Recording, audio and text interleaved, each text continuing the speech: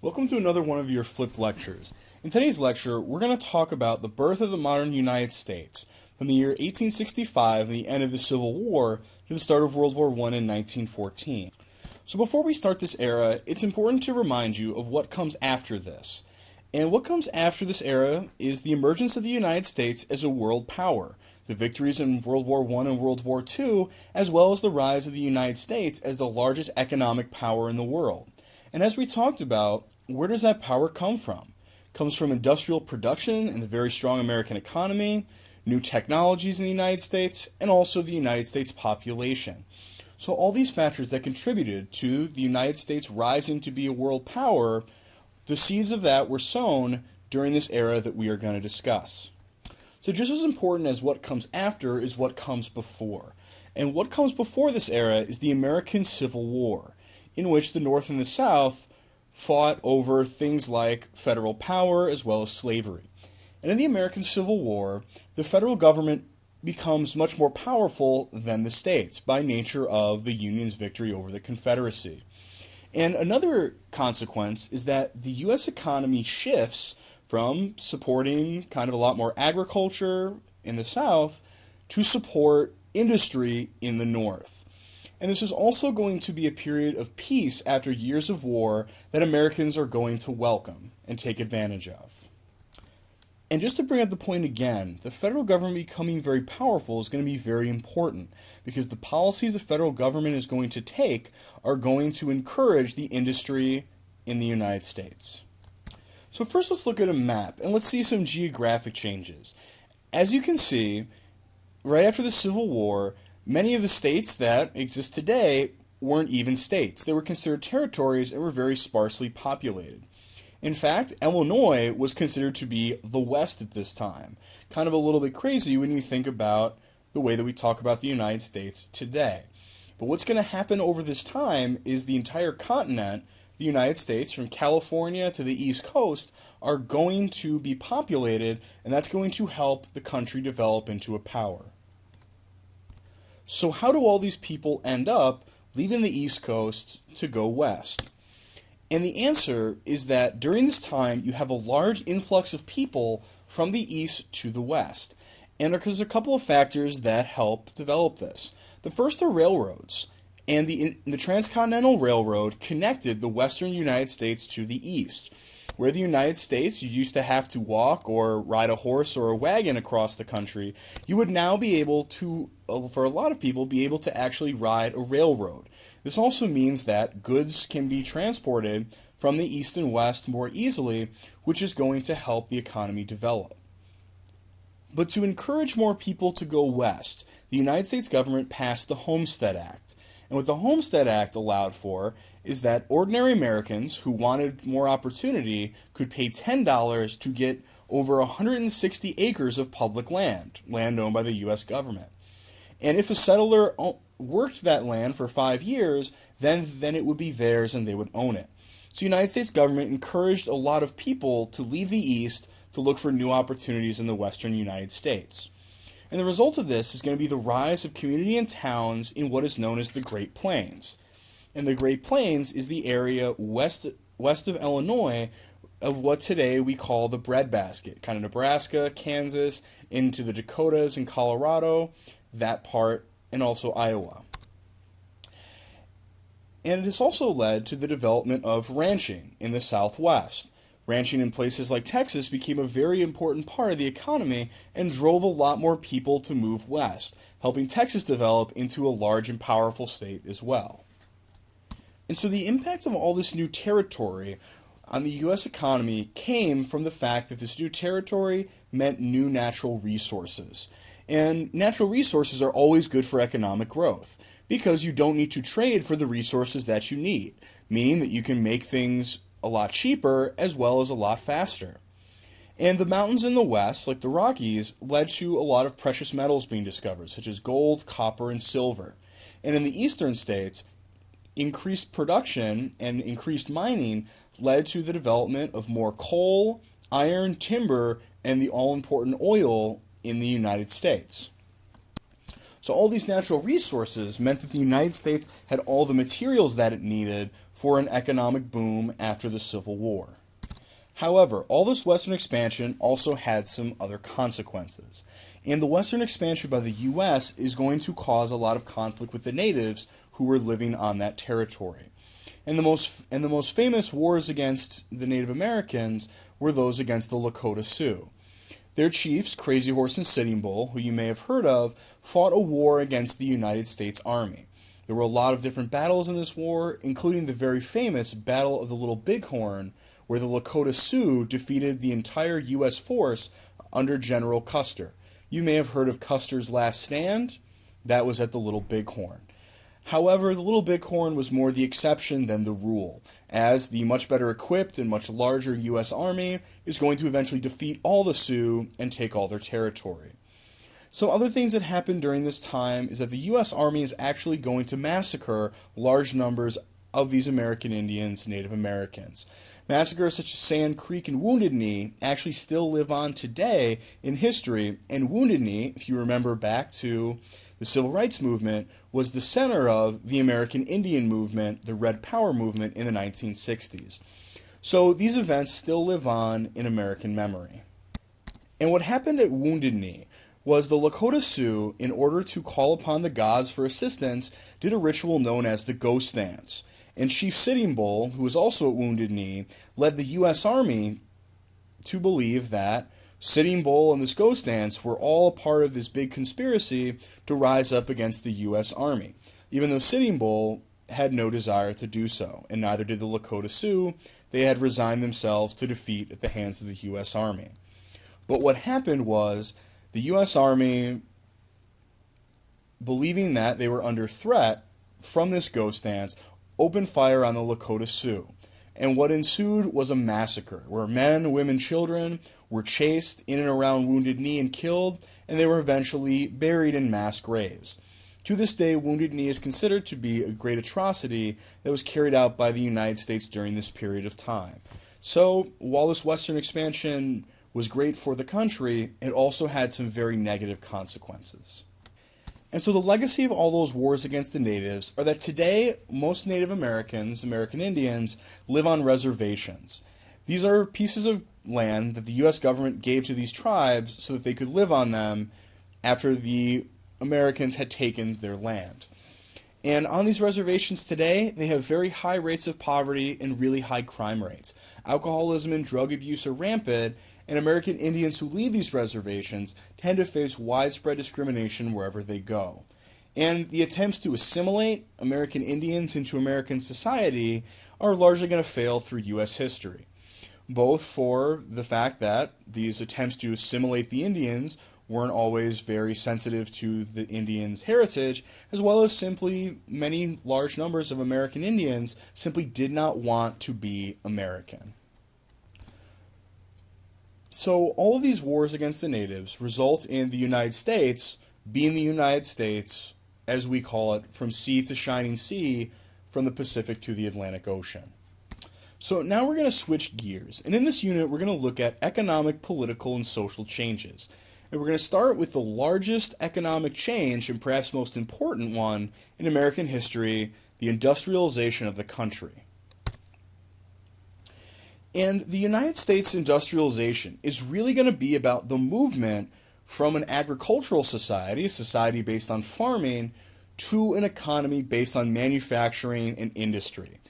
And actually, the United States, by 1914 and World War I, is going to become the leading industrialization, with the highest production of any country in the world. And this is going to set the stage for the United States to become the economic superpower that it is today. And this rapid expansion of industry after the Civil War is going to result in the gross national product actually growing 8 times larger by 1914 than it was in 1865. And what the gross national product is a measure of a country's wealth. It is the total value of all goods and services produced by a country. So the United States, in just that short period of time, became 8 times as wealthy as it previously had been, which is extremely rapid. And so how do we account for this rapid industrial development? And there's really three factors that came together all at once to facilitate this process. The first were natural resources. The United States simply had the materials that they needed in order to develop industry. Metals like iron, gold, and silver, fuel like coal, timber, which is wood, and then the all-important oil is going to mean that the United States is going to have all the materials that they need to industrialize. The U.S. is also going to be aided by a population boom. It's going to have a much bigger workforce to draw on than it previously had, as well as a large number of new consumers. And this is due to the large amounts of immigration that are going to take place around the Civil War and after. Then finally, the American political and economic system had a part to play in this. The United States has a free enterprise economic system which allows people to start new businesses, take risks, make new inventions in order to try to make more money. And when industrialization starts to develop, you have a lot of people taking advantage of this free system to create new businesses. And the United States government, for their part, are going to come up with policies and laws that really encourage the development of industry. So when all these factors came together, the United States increased its industrial productivity and its wealth immensely. And this industrialization is going to be characterized by manufacturing, the use of machines to mass produce standard products. As you can see in the picture, these women are working in a factory and they are making cloth in order to be made into clothes. Industrialization is also going to be characterized by rapid transport of these goods, both on a railroad system that is going to crisscross the country and steamboats powered by machines that are going to be able to go up and down large rivers like the Mississippi and the Hudson. So I'm going to use the industrialization of the United States to talk about a couple of different economic ideas that are very important to this time. The first is the free enterprise system, also known as capitalism, where people are free to create their own businesses and try to make profits. There's also the idea of laissez-faire, entrepreneurs in the profit motive, investment, and international trade. The first concept that we're going to talk about is laissez-faire. And what laissez-faire means is let do or leave alone. And this is the idea that the government should not interfere in the economy. You've heard this idea before in class. And the laissez-faire idea says that government regulations increase costs and prevent full efficiency. Because government regulations are rules, and in order to follow those rules, companies have to do things differently, and sometimes that means spending more money. And laissez-faire believers also think that the government should have low taxes so that individuals, and not the government, control most of the money, and therefore control most decisions about the nation's wealth. Those who believe in laissez-faire believe the government only exists to provide peace and to protect property rights of individuals. Now, these laissez-faire people are going to be countered by progressives who believe that it is the role of the government to regulate the economy and protect citizens from runaway and corrupt businesses. We've also talked about entrepreneurs and the profit motive, the idea that people are motivated by the concept that if they come up with a new idea or create a better business, that they can make money. And entrepreneurship, which is very important today, was very important during industrialization because all of these new businesses needed new entrepreneurs in order to start them. And what motivated them was simply the belief that they could make even more profits doing it their way. Investments were also very, very important to this rapid industrialization. And these investments came from both inside the United States as well as from foreign countries. And the expansion of U.S. industry led to more investment of capital because as more companies started, more people invested in order to try to get in on the ground floor of new profitable businesses. So as more capital becomes available, more businesses can be created. The more businesses that are created means more economic growth. And so as the U.S. was rapidly industrializing and all sorts of new businesses came on the scene, foreign investors, especially from Great Britain, saw potential to make a lot of money in the new American markets. So their investments, their loans, allowed for American businesses to have the capital they needed to open and to expand as much as they could. International trade also played a very big role in this. And trade is simply when goods are swapped between two people, or in this case, between people in different countries. And when you trade with somebody in a different country, there's a tax on that type of trade, which is known as a tariff.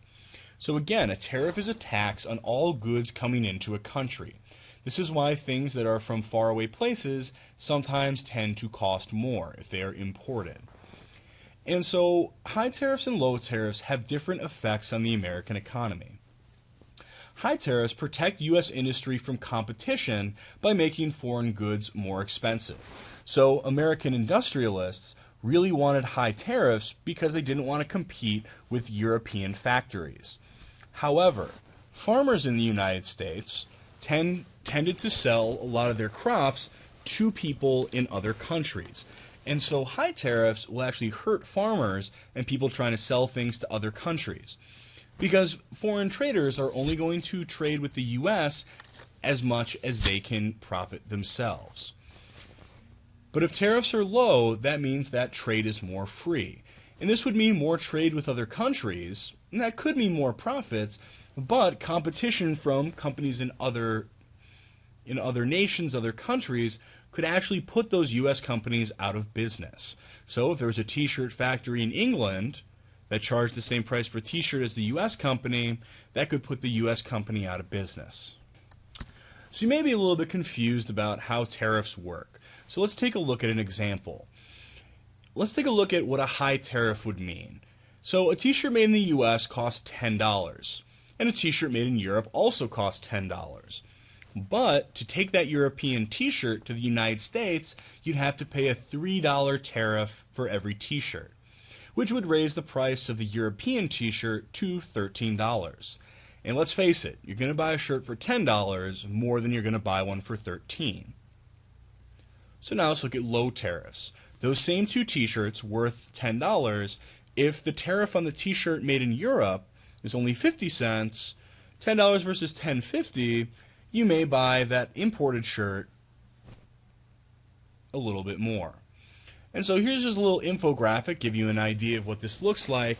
The idea American-made cloth costs $4, so does British-made cloth, but that tariff would add $1 to the price, meaning that British cloth would actually cost more.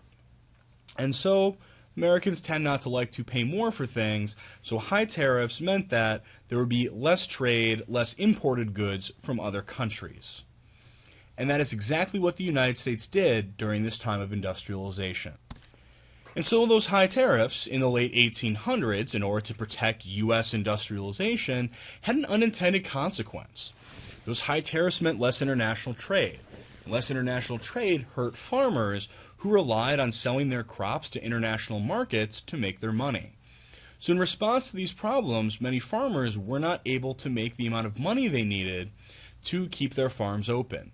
So many farmers are actually going to leave farms in search of new work. And where was all this new work? It was in American cities, and it was in industry. So actually these high tariffs help lead to the development of the modern American city, as well as development of modern American industry. So even though tariffs may seem boring to you, they're actually really important to understanding how things in the United States work. Technology also has a big impact on an economy, because new inventions always spur more economic growth. If you just think about all of the various Apple products like the iPhone, that has contributed billions of dollars to the American economy.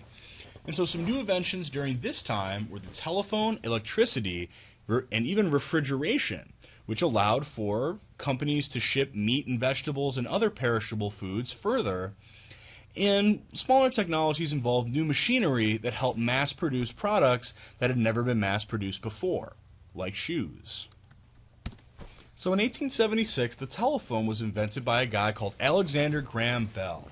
And once he invented the telephone, he actually created the first telephone company, which was Bell Telephone, which you all know today as the company AT&T.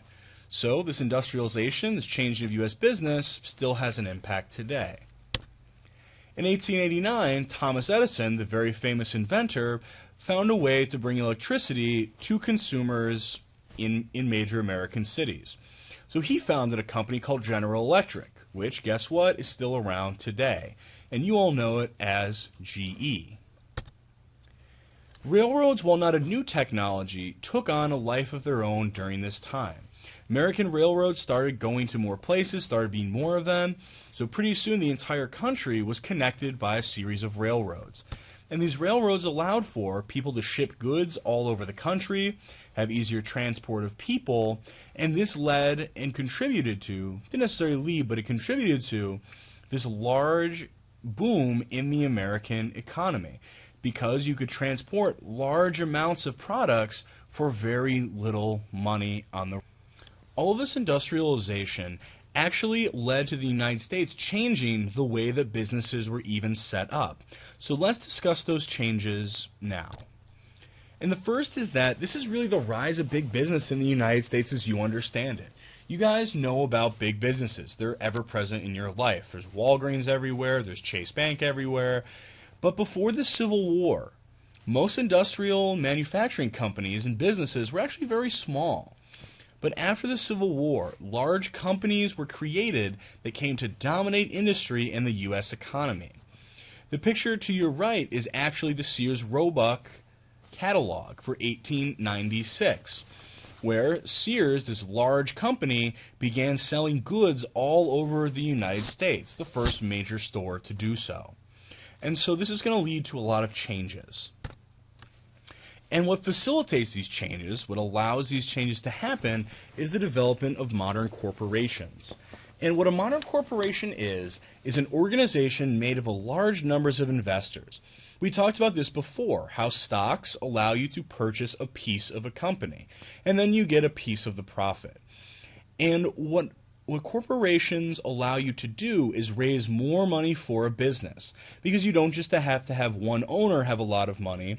You can get money from a dozen, 100, 1,000, 10,000, 100,000 investors in order to make more money, but also spread out risk. So rather than have one person put up $1 million for a business, you can get more people to put up less money. So that's an appealing way to set up a company. And what corporations are actually legally persons. They have the legal status of one person. I know that's a little bit confusing. If you have questions on that, we can talk about it when I return. But it protects individual shareholders of stock.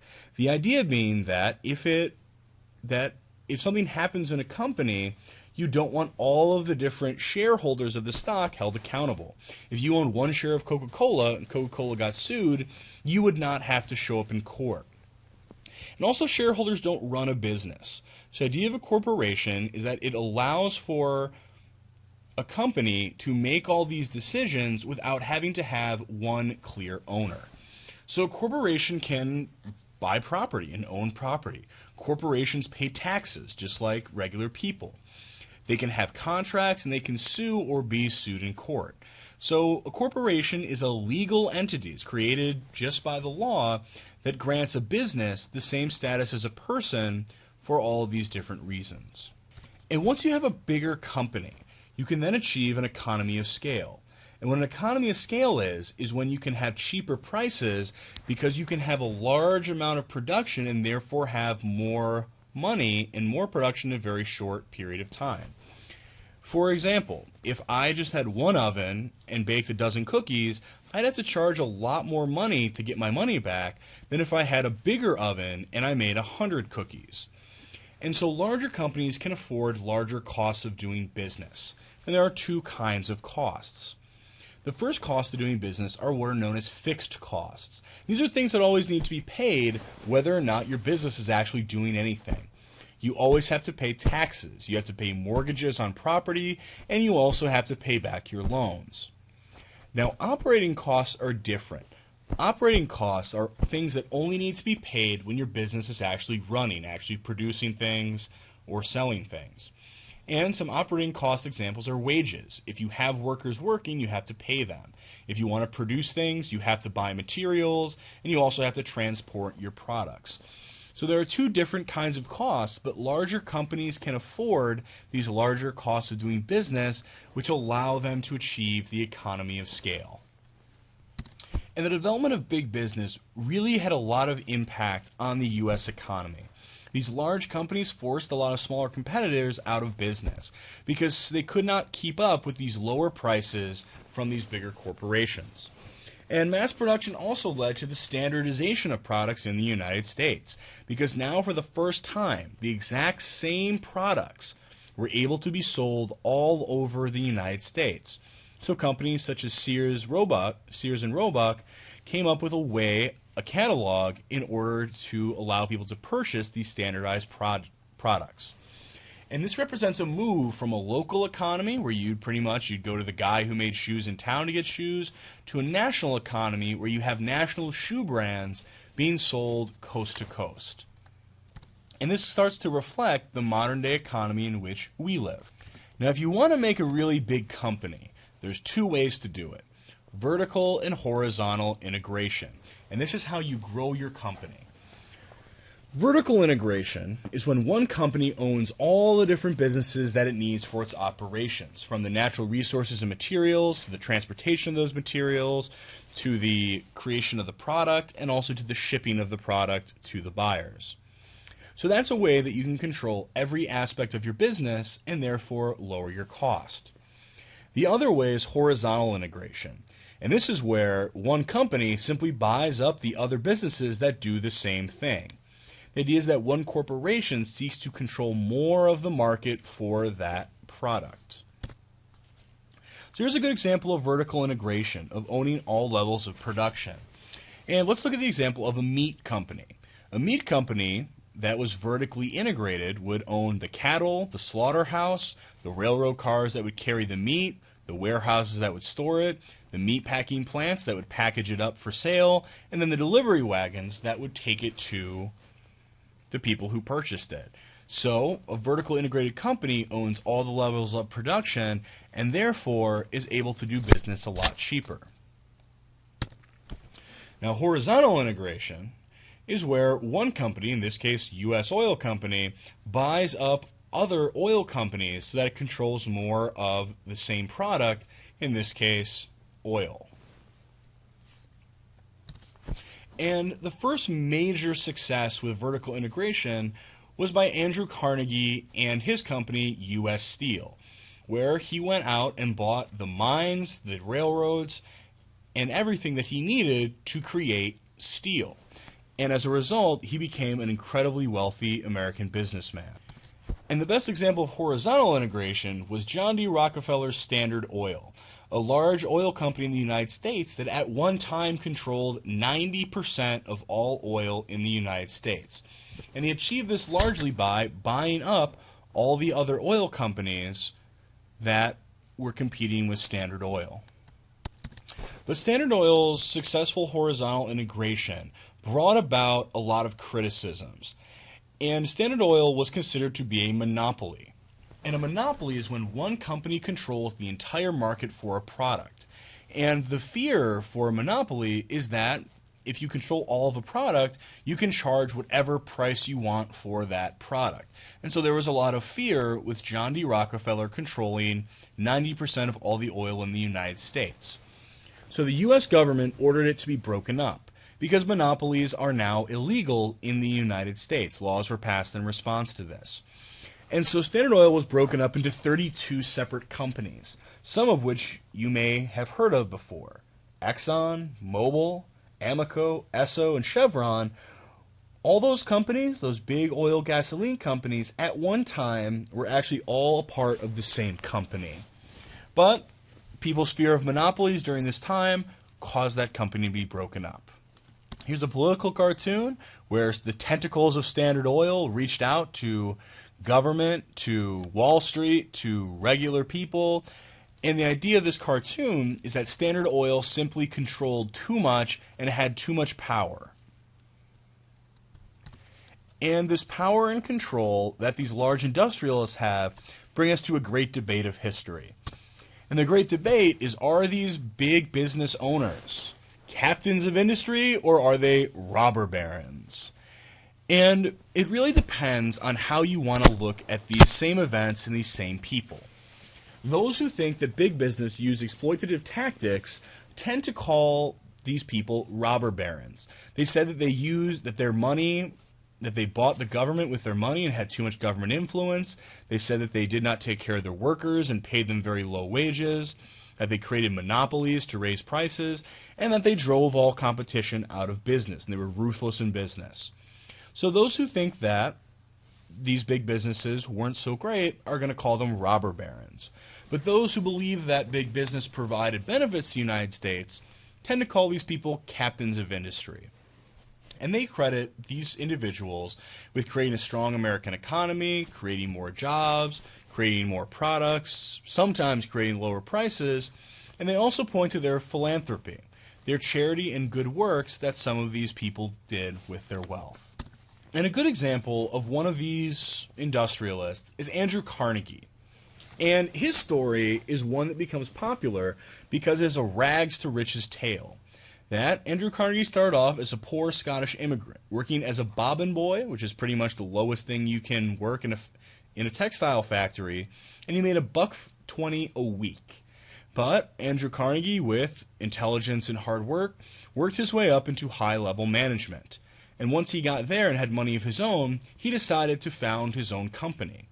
So he founded the company U.S. Steel in Pittsburgh, and he was estimated during his life to have a net worth of $298.3 billion, and that is in modern-day money. And actually, U.S. Steel in Pittsburgh is why they are called the Steelers, the football team, that is.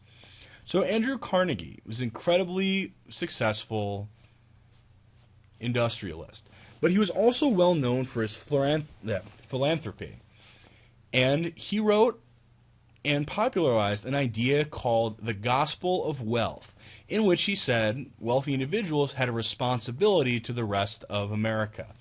And his many charitable works include the building of Carnegie Hall, the very famous concert venue, as well as multiple foundations that contributed money to a number of causes. And Andrew Carnegie's Gospel of Wealth said that the wealthy had a responsibility to deal with the inequality in the United States. He said that it was true that there was a lot of inequality, that some people had a lot of money, others barely had any. And so he said that the wealthy should use their extra wealth to benefit society in the way that they saw fit. And he also said that money is put to best use when the wealthy themselves oversee their own philanthropy. The idea being that they're very successful and know how to use money, so they can know best how to use this money for good. Another one of these industrialists was John D. Rockefeller, the Standard Oil guy. And this guy is considered to be the richest man in all of history, with a net worth of $663.4 billion. And John D. Rockefeller is an interesting character because he's a very contradictory man. He was ruthless in business and drove competitors out of business, controlled 90% of oil, had a monopoly, and was largely considered to be a ruthless businessman. But he was also well known for spending huge amounts of money in philanthropy. His money founded the University of Chicago. He also founded Rockefeller University, and his money given to medical research actually resulted in coming up with a cure for a disease called yellow fever, as well as others. And so John D. Rockefeller's legacy is a conflicted one, as with most of these people, as they took advantage of a changing economy to become incredibly wealthy, but then also set a precedent for wealthy business people to give back to the community. And kind of one more thrown in here is J.P. Morgan.